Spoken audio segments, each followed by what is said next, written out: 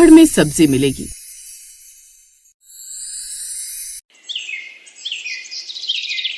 अरे तूने ये रोज रोज का क्या तमाशा बनाया हुआ है? जब देखो तब छुट्टी कर लेती है। पिछले हफ्ते तूने 2 छुट्टी ली कि मेरी बहन ने ऑपरेशन करवाया, मुझे उसे देखने जाना है। मैंने कहा चलो कोई बात नहीं, तू मत आ। अब तू 2 दिन से फिर गायब है। भाभी जानबूझ के छुट्टी नहीं ली, मेरे भाई ने दुकान नहीं खरीदी थी, 2 दिन मायके चली गई थी। अब हमारे भी तो दुख सुख लगा रहता है। हाँ तो बता तो सकती थी, कभी बताती है कभी बिना बताए गायब हो जाती है। ऐसा नहीं चलेगा, महीने के तू पूरे पैसे ले जाओ और बर्तन मैं करूँ। मेघा शांति के रोजाना की छुट्टियों से परेशान थी। शांति अक्सर ही छुट्टी ले लेती थी, जिस वजह से मेघा को बर्तनों से फुर्सत नहीं मिलती थी। शांति की छुट्टी मेघा पर भारी पड़ जाती थी। एक दिन अचानक ही शांति काम छोड़कर चली गई। क्या तू काम छोड़ रही है? अब एकदम से मुझे बर्तन वाली कहाँ से मिलेगी? भाभी मेरी भी मजबूरी है, मेरे आदमी को यहाँ काम नहीं मिल रहा। गाँव जाने को कह रहे, कल गाँव चली जाऊंगी, अब किसी और को लगा लो।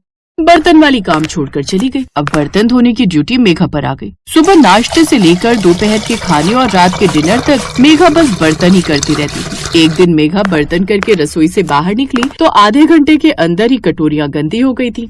ओहो, अभी बर्तन करके गई थी, सारी कटोरियां गंदी कर दी। ये संडे के दिन तो मेरी जान को आफत ही आ जाती है। बहू, पड़ोस की सरला से एक बार और पूछ लो, उनकी काम वाली बर्तन कर जाए तो। पूछा था, मना कर रही है। उनकी काम वाली के पास बहुत घर बंधे हैं। सुबह 6 बजे बोल रही थी, अब सुबह 6 और रात को 8 बजे बोल रही है। तो कोई बात नहीं, लगा लो, कम से कम बर्तन का काम तुम्हें नहीं करना पड़ेगा। हाँ करती हूँ बात। मेघा जरा एक कटोरी में थोड़ी आलू की सब्जी देना, टेस्टी बनी है आज। हाँ लाती हूँ। मेघा पति धीरज को गिलास में आलू की सब्जी डाल कर देती है। मैंने सब्जी मांगी थी मेघा, तुम ये पानी क्यों ले आई? झाँक कर देखो, सब्जी है। क्या ग्लास में सब्जी? हाँ कटोरियां गंदी हैं। तुम्हें तो सब्जी खाने से मतलब होना चाहिए। अब वो गिलास में हो या कटोरी में, पकड़ो और पी जाओ अब सब्जी। मैं साथ वाली सरला आंटी के घर बर्तन वाली का पूछने जा रही हूँ। मेघा की सास धीरज की शक्ल देख रही थी। धीरज गिलास में सब्जी खा रहा था, उसके पास कोई और चारा नहीं था। मेघा ने दी भी तो गिलास में थी। सास ने अपनी हंसी रोक ली। मेघा साथ वाली सरला के घर बर्तन वाली का पूछने गई तो बर्तन वाली ने मना कर दिया कि उसके पास टाइम नहीं है। अब मेघा को समझ नहीं आया कि वो आखिर क्या करे। क्या करूं, ये बर्तन वाली ने तो सुबह 6 बजे का भी मना कर दिया। कोई और काम वाली भी दिखाई नहीं दे रही। अब रोज गिलास में सब्जी थोड़ी देती रहूंगी, तरी वाली सब्जी तो कटोरी में ही देनी पड़ती है। क्या जुगाड़ करूं कि कटोरियों की समस्या दूर हो जाए। मेघा अपने आप से बातें करती हुई बाजार की ओर बढ़ गई। तभी उसे सहेली शीतल मिल गई। अरे मेघा कैसी है, कितने दिनों बाद मिल रहे। तूने वो सेल देखी जिसका लिंक मैंने मैसेज किया था? हाँ देखी, पर इतना पसंद नहीं आया मुझे सामान। और तू कहाँ से आ रही है? मैं बस घर से ही आ रही हूँ। अरे वो कुल्हड़ खरीदने थे। मेरे ससुराल वालों को ना कुल्हड़ की चाय बहुत पसंद है। हमारे घर में सब कुल्हड़ में ही चाय पीते। कुल्हड़ खत्म हो गए थे, वही खरीदने आई थी। तो कप में कोई नहीं पीता? ना ना कोई नहीं पीता, पहले पीते थे। अब जब से कुल्हड़ में चाय की आदत पड़ी है, सबने कप में चाय पीनी छोड़ दी। हो गए 2-2.5 साल। वैसे मेरे लिए भी अच्छा है। अब बर्तन वाली 2 टाइम बर्तन करके जाती है, सुबह शाम। और तुझे पता है चाय तो दिन भर बनती रहती है। कप बार बार जूठे हो जाते थे, चाहे जितनी मर्जी कप खरीद लो। चाय पीते समय एक कप धुला नहीं मिलता था, फिर बार बार कप टूटते भी रहते थे। पर जब से कुल्हड़ में चाय पीनी शुरू हुई, मेरे ससुराल में ये कपों का झंझट ही खत्म हो गया। और तू बता, तू बाजार कैसे, कुछ लेने आई थी क्या? नहीं, कुछ लेने तो नहीं आई थी, बस घर से तो किसी और काम से ही निकली थी। पर मेघा अपनी बात सहेली से शेयर करती है।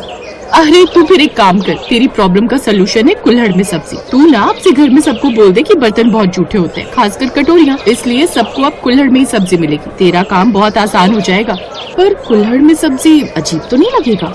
पागल है क्या, अजीब क्यों लगेगा? शायद तुझे पता नहीं, आजकल तो कुल्हड़ में बहुत कुछ खाने पीने का ट्रेंडिंग पर चल रहा है। बहुत से फूड स्टॉल वाले अब मार्केट में कुल्हड़ में खाने पीने की चीजें बेचते हैं, बल्कि लोगों को बहुत पसंद भी आती है। जैसे कि कुल्हड़ पिज्जा, कुल्हड़ समोसे, कुल्हड़ मैगी, कुल्हड़ कॉफी, कुल्हड़ चाय और कुल्हड़ लस्सी, रायता, दूध वगैरह वगैरह, और भी न जाने क्या क्या। जब तक तुझे नई बर्तन वाली नहीं मिल जाती तो कुल्हड़ में सब्जी देना शुरू कर दे। बर्तन भी कम जूठे होंगे और तेरी परेशानी भी पूरी नहीं तो आधी तो हल हो ही जाएगी। खरीद ले कुल्हड़।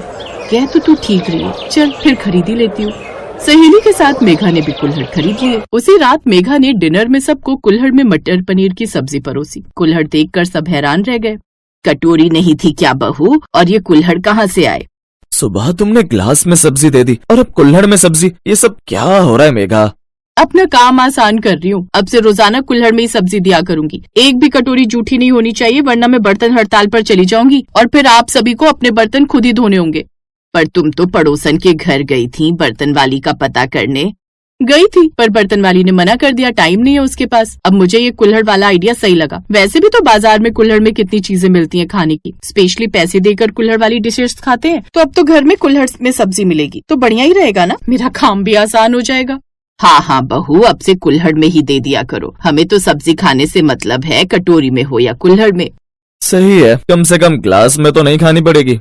घर में सब लोग मेघा की बात से सहमत हो गए। सास और पति ने इस नए बदलाव को खुशी खुशी अपना लिया, क्योंकि इससे उन्हें मेघा के गुस्से का सामना नहीं करना पड़ेगा और न ही उन्हें खुद बर्तन धोने पड़ेंगे। उस रात सबने कुल्हड़ में मटर पनीर की सब्जी खाई और उसका स्वाद भी उन्हें कुछ अलग और मिट्टी की सौंधी खुशबू के साथ बहुत अच्छा लगा। अगले दिन सुबह नाश्ते में मेघा ने सबको फिर से कुल्हड़ में ही पोहे दिए। रिया और उसका भाई थोड़ा हैरान थे, लेकिन उन्होंने भी कुल्हड़ में पोहे खाए और उन्हें भी वो अच्छा लगा।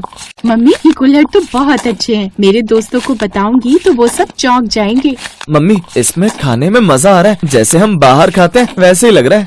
कुल्हड़ ने न सिर्फ मेघा की परेशानी कम की, बल्कि परिवार के खाने के तरीके में एक नया और मजेदार बदलाव भी ला। कुछ दिनों बाद शांति, जो पहले काम छोड़कर गई थी, वापस आ गई। भाभी, मेरे आदमी को गांव में भी काम नहीं मिला तो हम वापस आ गए। अब कहो तो मैं फिर से काम पर आ जाऊं, मुझे काम की बहुत जरूरत है भाभी। इस कॉलोनी में सबने काम वाली लगा रखी है। मुझे पता लगा कि आपके घर अभी तक कोई लगी नहीं, तो सोचा एक बार आपसे मदद मांग लूं। आप मुझे काम पर रख लोगे भाभी तो बड़ी मेहरबानी होगी। मेघा शांति की शक्ल देख रही। शांति के चेहरे पर बहुत निराशा थी। सचमुच ऐसा लग रहा था कि शांति को काम और पैसों की बहुत जरूरत है। ठीक है, तू कल से आ जाना और हाँ, थोड़े पैसे लेती जा, घर में राशन डाल देना।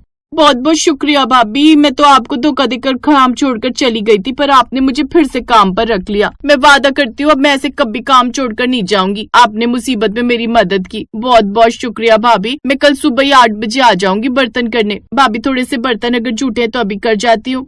हाँ ठीक है, थोड़ी प्लेट और चम्मच धोती जा। आज सूखी सब्जी बनाई थी भाभी? नहीं, अब थोड़ा बदलाव आ गया है। अब हमारे घर में कुल्हड़ में सब्जी खाते हैं। तू काम पर लगेगी तो तुझे मेरी रसोई में बाकी जूठे बर्तन तो मिलेंगे, पर जूठी कटोरियां कभी नहीं मिलेंगी। बिल्कुल सही कहा बहू, हम सभी को अब कुल्हड़ में सब्जी खाने की आदत हो गई है। शांति भले ही काम पर लग जाए, पर हम सब कुल्हड़ में ही सब्जी खाएंगे। सबकी बातें सुनकर शांति के चेहरे पर भी मुस्कान आ गई। मेघा ने उसे फिर से काम पर रख लिया, पर सब्जी सब कुल्हड़ में ही खाते थे।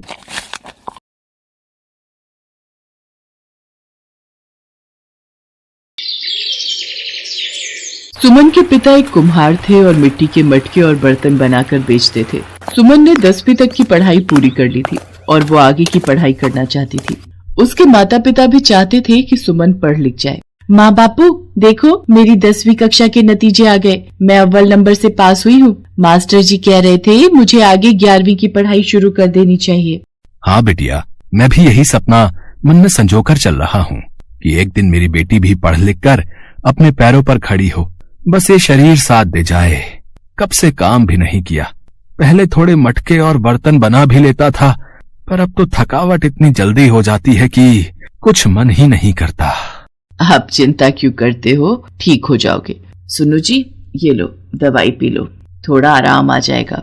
कुछ दिनों से सुमन के पिता की तबीयत ठीक नहीं चल रही थी। इसी कारण सुमन की माँ गायत्री बहुत परेशान थी और एक दिन सुमन और उसकी माँ पर दुखों का पहाड़ टूट पड़ा। सुमन के पिता चल बसे। माँ चुप हो जाओ, देखो आपने सुबह से कुछ भी नहीं खाया है। अगर आप कुछ नहीं खाओगी तो मैं भी नहीं खाऊंगी। नहीं मेरी बच्ची, अगर तू भूखी रहेगी तो तेरे बापू की आत्मा को दुख होगा। आजा, हम दोनों मिलकर खाते हैं। सुमन की पढ़ाई बीच में ही छूट गई। घर में करने के लिए कोई काम नहीं था। जो थोड़े बहुत मटके और बर्तन घर में रखे थे उनमें से कुछ बिक गए, जिनसे उनका गुजारा हुआ। पर गायत्री को घड़े और बर्तन बनाने नहीं आते थे। उनके पास कोई काम भी नहीं था। सुमन, मैं तेरे बापू का सपना कैसे पूरा करूंगी? घर में पैसे भी नहीं है और जो थोड़े बहुत मटके और बर्तन रखे थे वो बेचकर हमने रोटी का गुजारा कर लिया। मैं चाहती हूँ तू अपने बापू का सपना पूरा करे। इसके लिए मुझे काम करना होगा, पर क्या काम करे यही समझ नहीं आ रहा। माँ, क्यों ना हम मटके में कुछ बनाकर बेचें? आजकल खाने पीने की चीजें मटकों में बहुत बिकती हैं। आपको पता है, मेरे स्कूल के पास एक भैया हैं जो मटके में जलजीरा बेचते हैं। एक आंटी भी है जो मटके में चावल बनाकर बेचती हैं। माँ, आपको पता है, एक दिन मेरी सहेली कह रही थी कि हमारे स्कूल के बाहर बहुत सारे ठेले खड़े होते हैं, पर कोई भी मैगी क्यों नहीं बनाता? क्यों ना आप हमारे स्कूल के बाहर मटका मैगी बनाकर बेचो, तो बहुत बिक्री होगी। सुमन, तेरा आइडिया तो बहुत अच्छा है बिटिया, एक बार कोशिश करके देखते हैं, शायद काम सफल हो जाए। माँ, हमारे पास ये कुल्हड़ भी है, आप मटके में मैगी बनाकर इन कुल्हड़ में बेचना। बापू कितने खुश होंगे। आज उनके बनाए बर्तन में हम नया काम शुरू करने जा रहे हैं। एक काम करते हैं, हम बाजार चलते हैं और मैगी बनाने का कुछ सामान खरीद कर लाते हैं। हाँ बिटिया, चल। सुमन अपनी माँ गायत्री के साथ मैगी बनाने का सारा सामान खरीद लाती है। अगले दिन गायत्री के पास जो पैसे जुड़े थे, उनसे वो किराए पर एक ठेला ले लेती है। स्कूल की प्रिंसिपल सुमन को जानती थी, इसलिए वो उनकी मजबूरी को समझकर स्कूल के बाहर गायत्री को ठेला लगाने की इजाजत दे देती है। गायत्री ठेले पर मटका मैगी बेचने लगती है। स्कूल के बाहर बच्चे गायत्री की मटका मैगी बहुत शौक से खाते थे। धीरे धीरे और भी ग्राहक वहां आने शुरू हो गए। एक दिन गायत्री के ठेले पर 2 ग्राहक आए और वो मैगी खाकर बोले, ये तो बहुत ही नया तरीका है मैगी बनाने का, मटका मैगी। भाई वाह मदन भाई, अगर हम अपने अनाथ आश्रम में होने वाले कार्यक्रम में इनसे बात कर लें तो बच्चों को ये मटका मैगी बहुत पसंद आएगी। हाँ, विचार तो अच्छा है। बहन जी, अगर हमें पूरे 3 दिन के लिए आपको बुक करना है तो आप बता दो कि कितना खर्चा आएगा। जी, आप अपनी इच्छा अनुसार दे दीजिए, मुझे तो इन सब की कोई समझ नहीं है, मैं क्या ही बोलूं। दोनों व्यक्ति गायत्री को 10,000 रुपए एडवांस दे जाते हैं। ये देखकर गायत्री बहुत खुश थी। वो सुमन को सारी बात बताती है। उस दिन से गायत्री ने पीछे मुड़कर नहीं देखा। उस बुकिंग के बाद उसे और भी बुकिंग आने लगी। धीरे धीरे वक्त बीता। सुमन ने कॉलेज की पढ़ाई पूरी कर ली और उसकी एक बड़े स्कूल में टीचर की नौकरी लग गई। देखो जी, आज आपकी बिटिया अपने पैरों पर खड़ी हो गई है, बड़े स्कूल की मास्टरनी बन गई है। माँ, आज बापू हमारे साथ होते तो वो कितना खुश होते। गायत्री सुमन को गले लगा लेती है। अब सुमन ने अपनी एक दुकान भी खरीद ली, जहाँ वो मटका मैगी में कई तरह के स्वाद बेचती थी।